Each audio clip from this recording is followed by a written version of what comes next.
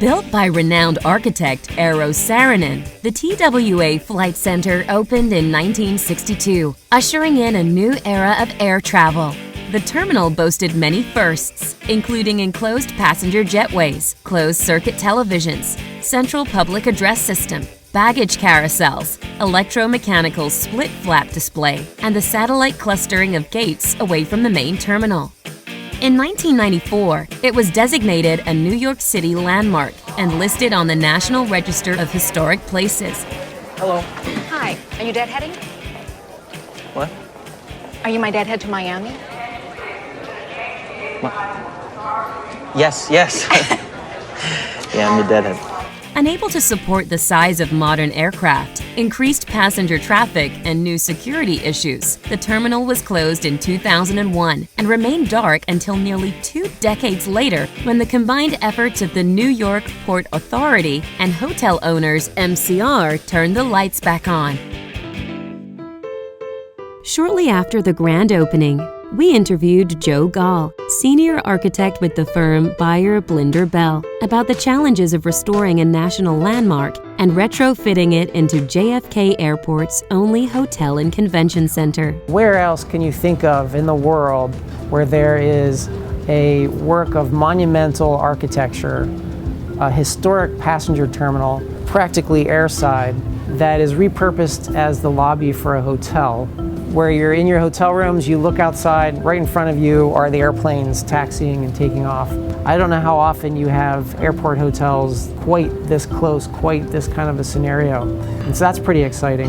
The challenges that you might have in a more cookie cutter building are totally different than the challenges that we had in a kind of architectural masterpiece like this. These large doors that you see behind me with the rivets and the construction of the doors are designed to be like old hangar doors that slide open. So we were required to have a 2-hour fire separation between the main ballroom and the pre-function space.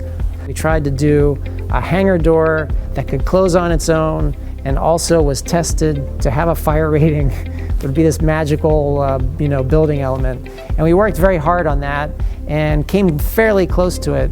But in the end, what we found was a much better solution. It gave us much more freedom to design it the way we wanted to design it, make it work the way we wanted to make it work, and make it as big as possible, was to let these sliding hangar doors be just sort of architectural features that have no life safety component to them.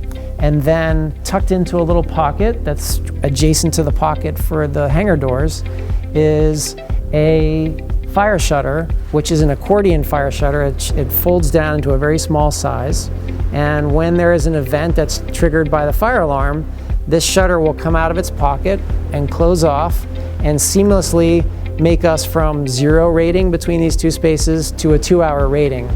The other advantage to accordion product like the Wandoor product is that the accordion product can go around bends. So if you want to come to this event space, you will come from the flight center, the main lobby. You'll walk across what we call the flight tube, which is what used to take you to your gates, to the planes. Now you use it to come to the hotel rooms or to the event center. When you come across that flight tube, you end up in the building a few floors above the event center.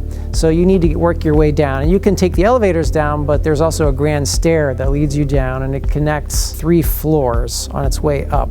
That poses its own code challenges because we can have a communicating stair that can connect 2 floors but not 3 floors. So we've come up with a way with a Wandoor shutter at the bottom and the top to kind of subdivide this multi-story stair into 2-story spaces that are code compliant because they have fire separations. Hopefully no one will ever see those shutters. They're really just meant to close in an emergency and everyone gets out. Normally they're stowed away into a pocket.